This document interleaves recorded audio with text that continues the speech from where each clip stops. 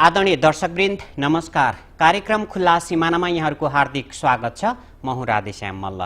दर्शकवृन्द, हामी कार्यक्रम खुला सिमानामा विशेष गरी नेपाल र भारत बीच रहेको खुला सिमाना र दुई देश बीचको सम्बन्धका विषयमा छलफल गर्ने गरिरहेका छौं र यसै क्रममा आज हामीले यस कार्यक्रममा अतिथिका रूपमा निम्त्याएका छौं मधेसी जनाधिकार फोरम लोकतान्त्रिकका महासचिव जितेन्द्र देव। कार्यक्रममा उहाँलाई हार्दिक स्वागत गरौँ। स्वागत छ यहाँलाई। जसरी नेपाल र भारत बीच रहेको खुला सिमानाका चुनौतीहरू छन्, ती चुनौतीले दुई देश बीचको सम्बन्धलाई राम्रो अर्थात् नराम्रो प्रभाव कस्तो पार्छ? हेर्नुहोस्, अब राधेश्यामजी यहाँले सुरुमै भन्नुभयो कि नेपाल र भारत दुई देशको बीचको सिमाना जुन खुला रहेको स्थिति हो, यसले विभिन्न किसिमका चुनौतीहरू पनि अगाडि तेर्साइराखेको स्थिति छ। हामीले एउटा कम्प्रिहेन्सिभ एप्रोच, एउटा पर्फेक्ट एप्रोच, पूर्ण हिसाबले यो साङ्गोपाङ हिसाबले यो विषयलाई विश्लेषण गर्दाखेरि चुनौती र अवसर, च्यालेन्ज र अपर्च्युनिटी, यो दुईटै तत्त्व जुन छ त्यसलाई सँगसँगै लिएर जानुपर्दछ। 1950 को 31 जुलाईको जुन सन्धि हो, शान्ति र मैत्री सन्धि नेपाल भारत बीच सम्पन्न भएको, खुला बोर्डरको मुख्य आधार भनेको त्यही सन्धि हो र त्यही सन्धिको आधारमा त्यस पछाडिको अवधिमा अहिले सिमाना खुला भएको हामी देखिराखेका छौँ। मैले यहाँनिर तपाईँलाई रोकेँ। जस्तै नेपाल र भारत बीच खुला सिमाना हुनुको प्रमुख आधार भनेको 1950 को सन्धि हो, तर त्योभन्दा अगाडिदेखि पनि त सहज रूपमा आवत जावत हुने एउटा प्रावधान त थियो भन्ने सीमा विज्ञहरूले भन्नुहुन्छ नि त। अर्थात् 1950 को सन्धिसँग खुला सिमानाको त्यस्तो कुनै सम्बन्ध छैन भन्नुहुन्छ नि त उहाँहरू त। नै, त्यसलाई अत्यन्त निरपेक्ष रूपमा हेर्नु हुँदैन। धेरै अगाडिको आर्यावर्तको कुरा गर्ने हो भने निश्चित रूपमा एउटा समय थियो जति बेला भारत बनिसकेको स्थिति थिएन, इन्डिया नै बनिसकेको स्थिति नै थिएन, नेपाल नै विस्तार हुने र खुम्ची राख्ने यो प्रक्रियाबाट गुजिराखेको थियो। औपनिवेशिक शक्तिहरू आर्यावर्तको भूगोलमा अत्यन्त सक्रियता साथ आफ्नो पन्जा चाहिँ फिजाउँदै लगेको स्थिति थियो। चीन स्वयं, चीनमा जुन 1949 मा नयाँ जनवादी क्रान्ति भयो, त्यो भइ नसकेको एउटा स्थिति थियो। चीनभित्रै पनि एउटा सामन्तवादले काम गरिराखेको अवस्था थियो। औपनिवेशिक शक्तिहरू चिनिया भूमिमा पनि चलखेल गरिराखेको अवस्था थियो। एउटा बडो अनौठो किसिमको अवस्था थियो र मुख्य रूपमा त्यो अवस्था भनेको औपनिवेशिक युगको अवस्था थियो। फर्स्ट वर्ल्ड वार सकिसकेर सेकेन्ड वर्ल्ड वार भएको र हुन खोजेको, भएको र भर्खरै सकेको यो अवस्था थियो। त्यो चाहिँ खास गरेर 1950 को कुरा गर्ने हो भने 1945 मा दोस्रो विश्वयुद्ध सकिएको थियो।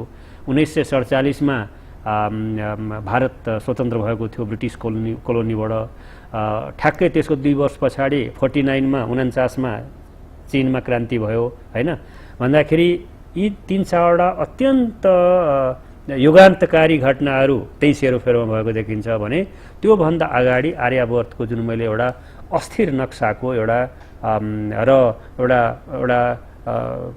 महान एउटा सिभिलाइजेसनको, ग्रेट सिभिलाइजेसनको ग्रेट माइग्रेसनको स्थिति सारा आर्यावर्तमा तपाईलाई इन्डस रिभरबाट आर्यहरूको थलोबाट एउटा पूर्वतिर र उत्तरतिर यो दिशामा यसरी ठुलो एउटा माइग्रेसन भइराखेको स्थिति पनि थियो।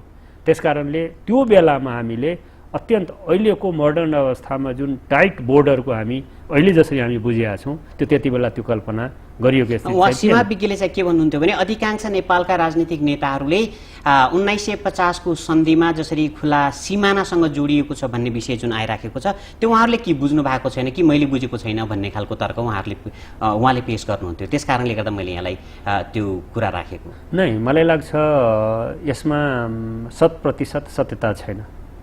यो भनाइमा 100% सत्यता यस कारणले छैन कि 1950 को शान्ति तथा मैत्री सन्धिले ओपन बोर्डरलाई डिफ्याक्टो रिकग्निसन नगरे भए हैन, यदि त्यसमा डिजुरे अन्य किसिमको व्यवस्था भएको भए अहिलेको अवस्था रहने थिएन। त्यसकारणले 1950 को सन्धिले बोर्डरको बारेमा केही बोलेकै छैन।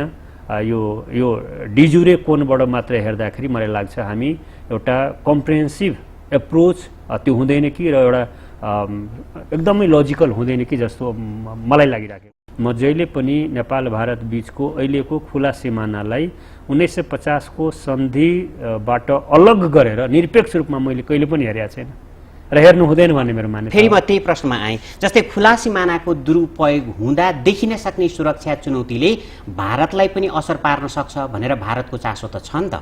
भने मैले तपाईँले राखेको पहिलो प्रश्न चाहिँ यसरी खुला रूपमा रहेको सिमानाको दुरुपयोग हुँदा जुन खालको सुरक्षा चुनौती देखिराखेका छन् ती सुरक्षा चुनौतीले दुई देशबीचको सम्बन्धलाई राम्रो बनाउला अर्थात् नराम्रो बनाउला? अब चुनौतीहरू जे देखिएका छन् हेर्नुहोस्, मैले अघि पनि राधेश्यामजी के कोट्याएँ भने यसका दुईटा साइड छन्, खुला सिमानाका अवसरहरू र खुला सिमानाका चुनौतीहरू या खुला सिमानाले उत्पन्न गरिराखेका समस्याहरू, दुईटै पाटो छ। हामीले दुवै देशका बुद्धिजीवीहरूले, दुवै देशका एकाडेमिसियन्स र पोलिसी मेकर्सहरूले र मुख्य रूपमा दुवै देशका राज्यले, स्टेटले अत्यन्त कन्स्ट्रक्टिभ एप्रोचबाट नियमित रूपमा बसेर अवसरहरू के हुन सक्छन् र समस्याहरू के छन्, जस्तै अघि नै यहाँले अनौपचारिक रूपमा कुरा गर्ने बेलामा मेन्सन गर्नुभयो, उल्लेख गर्नुभयो समस्याहरूको सन्दर्भमा, क्रिमिनल एक्टिभिटिजहरूको बारेमा, काउन्टरफिट करेन्सिजहरूको बारेमा, टेररिस्टहरूको ट्राफिकिङको बारेमा, स्मल आर्म्स साना हतियारहरूको ट्राफिकिङको बारेमा, ह्युमन ट्राफिकिङकै बारेमा सिरिज अफ इस्युजहरू जो हिजोका 1950 को सन्दर्भमा सिमानाको बारेमा छलफल हुँदा या त्योभन्दा अगाडि एउटा प्री हिस्टोरिक पिरियडदेखि हिस्टोरिक पिरियडसम्म खुला रूपमा दुईटा यो आर्यावर्तको सीमाभित्र मान्छेहरूको ओहोर दोहोर भइराखेको सन्दर्भमा केही चिजहरू जो त्यति बेला कल्पना गरिएका थिएनन् त्यस्ता समस्याहरू अहिले हामीले देखिराखेका छौँ, जुन अहिले हामीले चर्चा गऱ्यौँ। त्यसको बारेमा त्यो चुनौतीलाई सामना गर्नै पर्छ।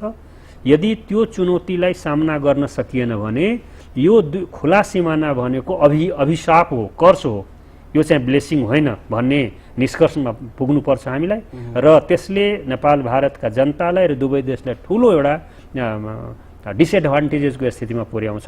त्यसकारण अलिकति पनि यसमा डिसएडभान्टेजेस हाम्रा सम्पूर्ण दर्शकहरू, किनकि सबै हामी सजग बन्नुपर्ने स्थिति चाहिँ छ। अब राज्य मात्रै नभएर एउटा राजनीतिक दल मात्रै नभएर सबै सजग बन्नुपर्ने भएको कारणले गर्दाखेरि त्यस्ता के डिसएडभान्टेज हुन सक्लान् त्यसको विषयमा अलिकति छोटो म त हेर्नुहोस्, अब एकदम माइक्रो लेभलको घटना भन्छु होइन, माइक्रो लेभलको मेरै घरको घटना भन्छु। मेरो दाइलाई हत्या गर्यो 2 वर्ष अगाडि। मेरै घर नजिकको एउटा अपराधीले केही भाडामा हायर गरेर अन्य अपराधीहरूलाई ग्याङ बनाएर मेरो दाइको हत्या भयो 2 वर्ष अगाडि र हत्या भएको दिनदेखि झन्डै 5-6 महिनासम्म ती हत्याराहरू सबै भारतमा बसिराखेका थिए। खुला बोर्डरको दुरुपयोग गरेर मोटरसाइकलबाट इमिडिएट बोर्डर पारी गएर 5-6 महिनासम्म उता बसे। त्यस पछाडि हाम्रो देशको म आफ्नो सुरक्षा संयन्त्रलाई, पुलिस प्रशासनलाई धन्यवाद दिन चाहन्छु कि हाम्रो देशको पुलिस प्रशासनले आफ्नो स्किल, आफ्नो सिप प्रदर्शन गरेर 5 महिना करिब पछाडि त्यो मान्छेलाई उताबाट ल्याएर। मैले तपाईँलाई पनि राख्न खोजेको कुरा यही हो, जस्तै तपाईँ त एउटा राजनीतिक दलको महासचिव पनि हुनुभयो र तपाईँको पार्टीको अध्यक्ष गृहमन्त्री लामो समयसम्म पनि हुनुभयो, तपाईँको त्यो खालको एक्सेस छ। तर अधिकांश बोर्डरमा बस्ने त्यस्ता आम नागरिकहरूको त्यस्तो खालको एक्सेस त राज्यसँग छैन नि त। अनि त्यतिखेर चाहिँ उनीहरूलाई अरू सन्तासहरू फैलिन सक्ने सम्भावना प्रबल हुन सक्छ नि त, होइन र? होइन, त्यसकारण मैले यो खुला बोर्डरले सिर्जना गरिराखेको चुनौती के हो त्यसको उदाहरण दिए। अब यसलाई चाहिँ हामीले एड्रेस गर्नुपर्ने हो। राधेश्यामजीको कोण के हो भन्दाखेरि यो चुनौतीको सामना कसरी गर्ने, समाधान कसरी गर्ने भन्ने जिज्ञासा हो। यो जिज्ञासामा पहिलो खुड्किलो कहाँबाट हो भने दुईटा स्टेटको बिचमा, दुईटा राज्यको बिचमा होइन, कानुनी हिसाबले एउटा वैदेशिक नीतिको हिसाबले, प्रशासनिक हिसाबले, पिपुल टु पिपुल, त्यस पछाडि दुवै मुलुकभित्र काम गरिराखेका एनजिओजहरू, यी डिफ्रेन्ट लेभलमा र मेनली स्टेट टु स्टेट लेभलमा, सरकार टु सरकार लेभलमा अत्यन्त एउटा सहमति र समझदारी यी विषयहरूमा, यो विषयहरूलाई कर्भ गर्नको लागि, यो विषयहरूलाई एउटा एड्रेस गर्नको लागि एउटा अन्डरस्ट्यान्डिङ हुनु पर्यो। भएको छैन। केहीमा भएको छ, केहीमा आंशिक रूपमा भएको छ, केहीमा हुन सकेका छैन। त्यसकारण जुन हुनै सकेका छैन त्यो गर्नु पर्यो। जो आंशिक रूपमा भइराखेको छ उसलाई चाहिँ फुली अपरेसनमा हुनै नसकेको कहाँ छ? जस्तै अहिले नै हेर्नुहोस् न, तपाईँले धेरै यस्ता, तपाईँ त्यो धीरेन्द्र यादवदेखि लिएर मैले आफ्नै दाइको हत्याराको कुरा गरेँ, अहिले भर्खरै बर्दियाको घटना सुन्नु हो। विभिन्न चाहिँ चिजहरूमा के छ भने अहिले बोर्डरमा दुईटा देशको पुलिस फोर्सको बिचमा मुख्य रूपमा मैले देखेको के हो भन्दाखेरि यी काउन्टरफिट करेन्सीका कुरा हुन् या टेररिस्ट एक्टिभिटिजका कुरा हुन् या अपराधिकहरूको लुकीछेपी बसिराखेको अवस्था होस्, पहिलो प्राइम काम के हो भन्दाखेरि दुवै कन्ट्रीको पुलिस फोर्सको आपसमा अत्यन्त राम्रो चाहिँ कोअर्डिनेसन हुनुपर्छ। यो पुलिसको कोअर्डिनेसन हुन सकेन भने, बर्दियाको घटनाले त त्यो खालको कोअर्डिनेसन छैन भन्ने देखायो। छैन, कमजोरी छ भन्ने कुरा देखायो हैन, कमजोरी छ भन्ने कुरा देखायो हैन। र जुन इस्युमा राम्रो कोअर्डिनेसन हुन सकेका छ त्यति बेला राम्रो रिजल्ट पनि पाइएको छ। तर ती अपराधीहरूले त ठुला राजनीतिक दलका नेताहरूसँग हाम्रो सम्पर्क छ भन्ने खालको कुरा पनि सार्वजनिक गरे, जुन कुरा हामीले मिडियामा पढ्न पनि त पायौँ। यो त तपाईँको यो स्टेटमेन्ट 100% सही छ। 100% जति यो अपराधी समूहसँग संलग्न व्यक्तिहरू म भन्दैछु 100% के मानेमा सही छ भने थ्योरिटिकली पनि, सिद्धान्ततः पनि र व्यावहारिक रूपमा पनि यो सिक्युरिटी संयन्त्रका ठुला ठुला अफिसर्सहरू समेतले नेसनली र इन्टरनेसनली रिकग्नाइज गरेको विषय के हो भने अपराधको पछाडि नेक्सस भएन भने अपराध फ्लोरिस हुन सक्दैन। र त्यो नेक्ससमा पुलिस त हुन्छ नै, त्यो नेक्ससमा पुलिस हुन्छ, त्यो नेक्ससमा अपराधी हुन्छ, त्यो नेक्ससमा सर्टेन राजनीतिको कभरेजभित्र काम गर्ने प्योर त्यो पोलिटिसियन त होइन, पोलिटिसियनको कभरेज हुन्छ होइन, मुखौटा हुन्छ।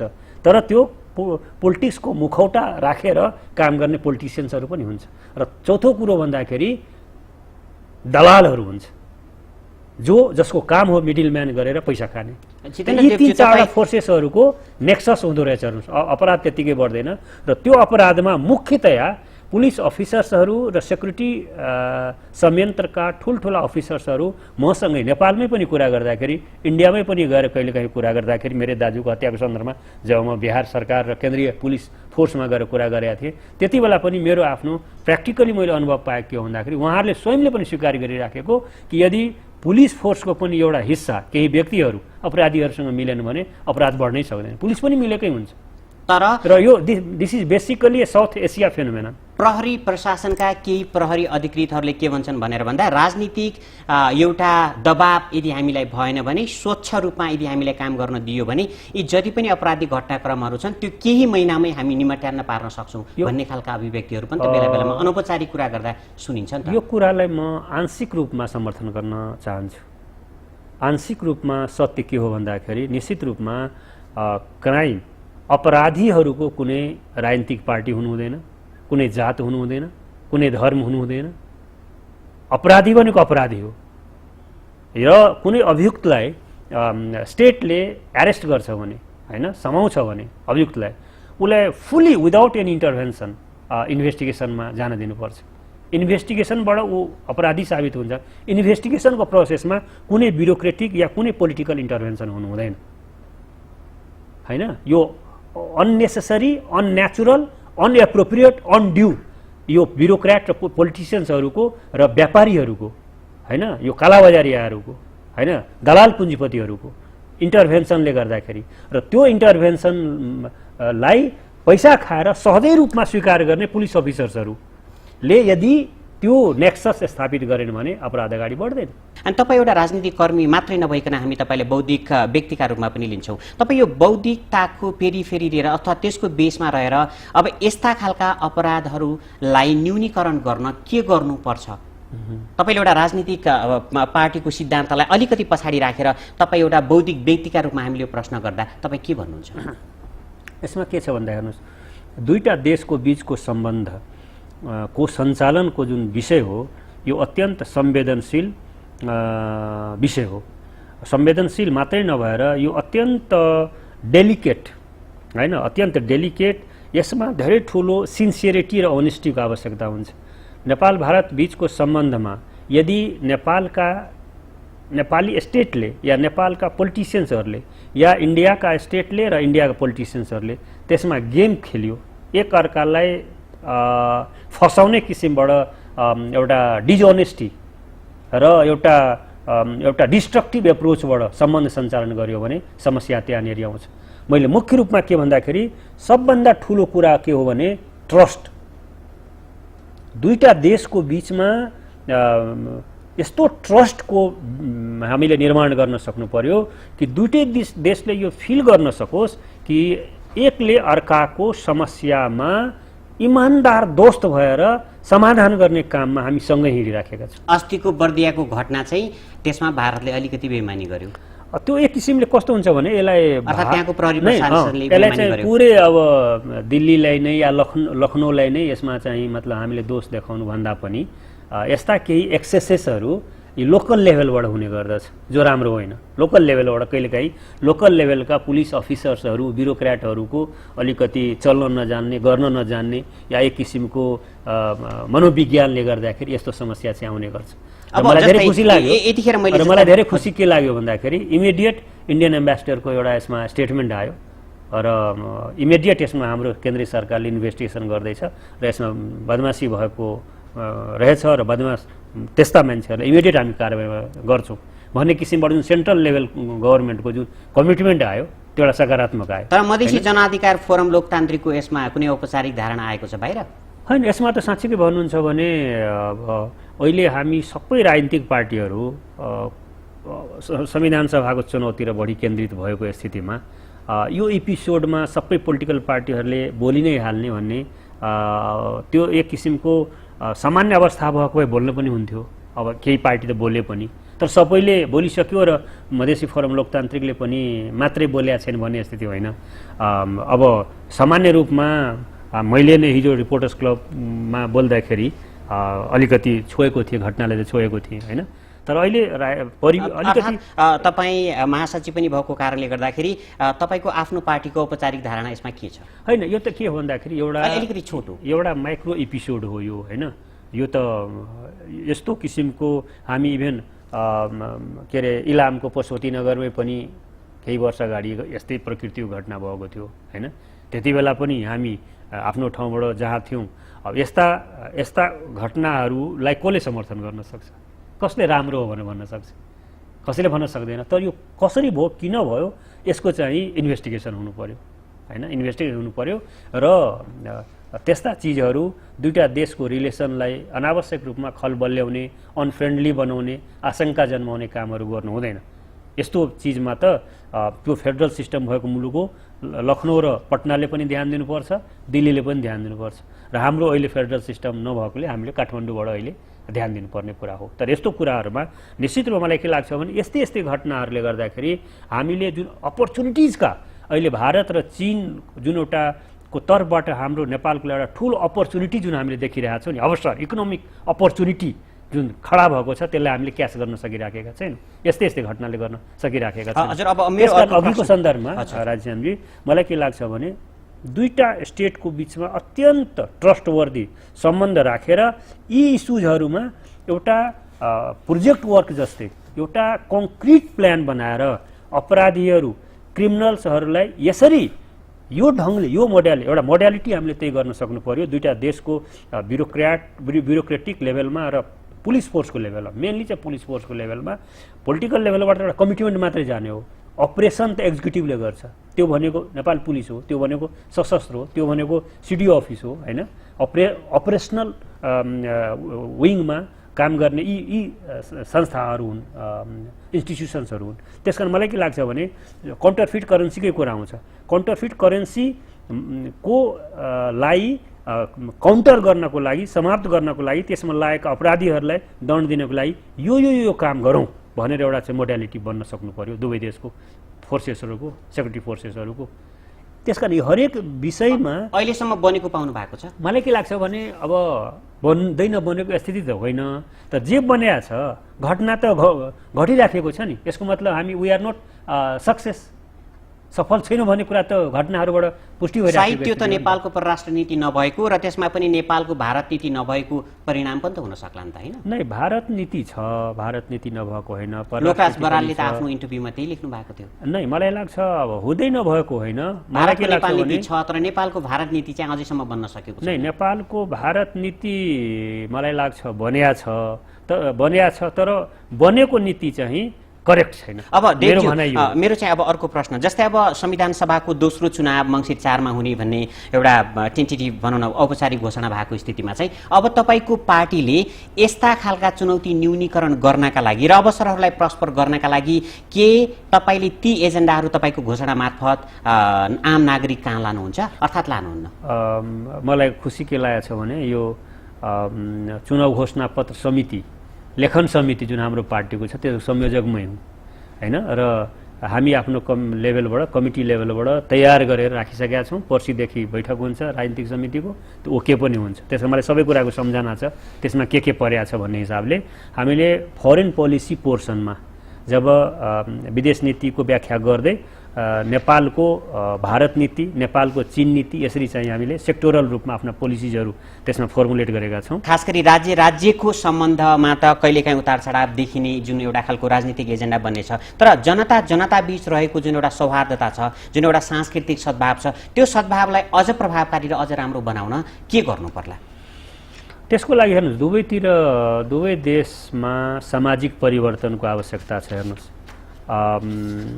हाम्रो नेपाल भारतको जुन प्रदेशहरूसँग जोडिएको छ त्यो प्रदेशहरूमा सामन्तवादको इकोनोमिकली पनि आर्थिक रूपमा, सामाजिक र सांस्कृतिक रूपमा सामन्तवादको दबदबा छ, सामन्तवादको दबदबा रहेको स्थिति हो। र हामीतिर पनि साउदर्न पार्ट भनेको एग्रिकल्चर होइन, एउटा एग्रिकल्चर इकोनोमी हो। र हाम्रो मुलुक आफै पनि अहिलेसम्म पुँजीवादी उत्पादन सम्बन्धले, पुँजीवादले आर्थिक सेन्समा, सामाजिक आर्थिक सेन्समा, मनोवैज्ञानिक सेन्समा पुँजीवादले एकदम परिष्कृत रूप लिइ नसकेको स्थिति हो, सामन्तवाद काम गरिराखेको स्थिति हो। त्यसकारण सामन्तवादी आर्थिक उत्पादन सम्बन्ध र सामन्तवादी सांस्कृतिक र सामाजिक चिन्तनले गर्दाखेरि जनताको बिचमा कहिलेकाहीँ चिया खाने बेलामा, कहिलेकाहीँ गङ्गा किनारमा त्यो घाटमा, कहिलेकाहीँ बस चढ्ने बेलामा, कहिलेकाहीँ बोर्डरमा अलिकति अस्वाभाविक अप्रिय घटनाहरू घटिराखेको स्थिति छ। हामीले देखिरहेछौँ पत्रिकाहरूमा, खास गरेर दसैँको बेलामा जब हाम्रा नेपालीहरू 2-4 पैसा कमाएर आउन थाल्छन् होइन, त्यति बेला होइन, यस्तै चाहिँ चाडपर्वको बेलामा केही अप्रिय घटनाहरू भएको मिडियाहरूमा हामीले पढिराखेका छौँ। यो कतिखेर सम्भव हुन सक्छ भने जतिखेर चाहिँ तपाईँ राजनीतिक दलका नेताहरू अथवा राजनीतिक दलहरू एउटा ठाउँमा आएर परराष्ट्र नीति बनाएर त्यो अनुसारले चाहिँ काम गर्न सक्नु भएपछि त्यो कुरालाई प्रश्रय मिल्ने थियो। तर तपाईँहरू आफै लडिरहनुहुन्छ, आफैमा एउटा खालको विवाद भइरहन्छ, कहिलेकाहीँ कुर्सीको लागि खिचातानी हुन्छ भन्ने खालका कुरा पनि बाहिर आउँछन्। अनि तपाईँहरू संविधान सभाको चुनाव पश्चात राष्ट्रिय नीति, अन्तर्राष्ट्रिय नीतिमा के एकबद्ध भएर लाग्न सक्ने सम्भावना छ? यसमा त्यो जनताले अपेक्षा गरे अनुसार? राजेश्यामजी, यसमा एक ठाउँबाट जे समस्या, यी समस्याहरू हामीले चर्चा गऱ्यौँ नि, यो समस्याहरू खालि राज्यले, दुईटा देशको राज्यले मात्रै भूमिका खेलेर यो समस्या समाधान हुने कुरा होइन। राज्यले त खेल्नै पर्यो होइन, किनभने एउटा आधिकारिक संस्था भनेको स्टेट हो दुवै देशको, त्यसकारण उसले त खेल्नै पर्यो। तर मल्टी पार्टी सिस्टममा, लोकतन्त्रभित्र अन्य केही अङ्गहरू छन्, एउटा अङ्गहरू छन् संस्थाहरू छन् जसले भूमिका खेल्नुपर्छ दुई देशको बिचमा जनताको स्तरमा सम्बन्धलाई सुमधुर बनाउनको लागि। जस्तै पोलिटिकल पार्टिजहरूले त्यो भूमिका गर्न सक्नुपर्दछ, एनजिओजहरूले त्यो भूमिका। तपाईँहरू गर्नुहुन्छ? तपाईँहरूको कमिटमेन्ट चाहिँ के गर्नुहुन्छ अब हामी अहिलेसम्म पनि नगरेको होइन, तर मलाई के लाग्छ भन्दाखेरि पोलिटिकल लेभलमा, ब्युरोक्रेटिक लेभलमा भन्दा पनि पोलिटिकल लेभलमा, पोलिटिकल पार्टिजहरूको बिचमा, एनजिओजहरूको बिचमा, जर्नलिस्टहरूको बिचमा, एउटा के अरे यो एक्सपर्ट लेभलहरूको बिचमा जुन दुईटा देशका सम्बन्धित यो यस्तो त्यो डिसिप्लिन मिल्ने संस्थाहरूको बिचमा रेगुलर यो कुराकानीहरू हुन सक्यो, विचारहरू आदान प्रदान हुन सक्यो र त्यो कुराहरूलाई हामी डिसेमिनेट आम पिपुलमा गर्न सक्यौँ भने बिस्तारै बिस्तारै यो कुराहरू हटेर जान्छ। अर्थात् अबको संविधान सभाको चुनाव पश्चात आउने जुन एउटा परिणाम हुन्छ त्यसमा तपाईँहरूले चाहिँ यस्ता विषयमा समग्र रूपमा बहस चलाउनुहुन्छ? संविधान बनिसकेपछि त मुख्य रूपमा हाम्रो कन्ट्रीको विषय नै इकोनोमिक एजेन्डा हुन्छ हैन, इकोनोमिक एजेन्डा हुन्छ संविधान बनिसकेपछि, र सामाजिक सांस्कृतिक उत्थान र विकासको एजेन्डा हुन्छ। त्यसकारणले यो हामीले यस्ता धेरै कुराहरूमा ध्यान दिन नसकेको कुरा के हो भन्दाखेरि 7 सालदेखि अहिलेसम्म नेपालका पोलिटिकल फोर्सेसहरू एउटा पोलिटिकल मोडेलमा अहिलेसम्म सहमत हुन नसक्नु नै हो।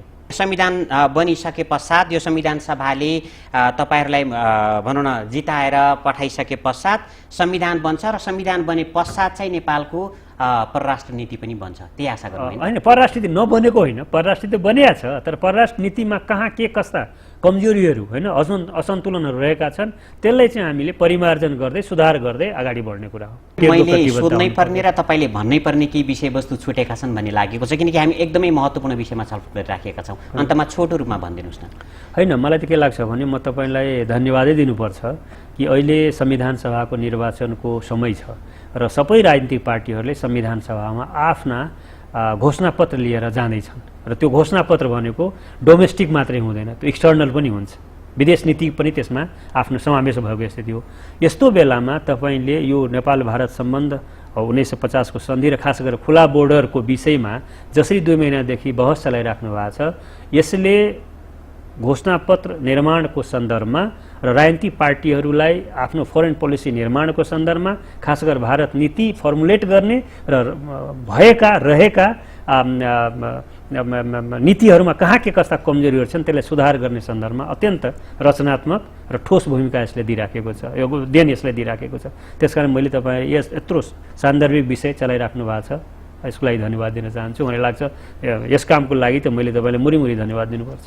हस् त, धन्यवाद। दुवै देश बीचको सम्बन्धलाई अझ सौहार्द र प्रगाढ बनाउने हाम्रो यो अभियान कार्यक्रम खुला सिमाना हेर्दै गर्नुहोला।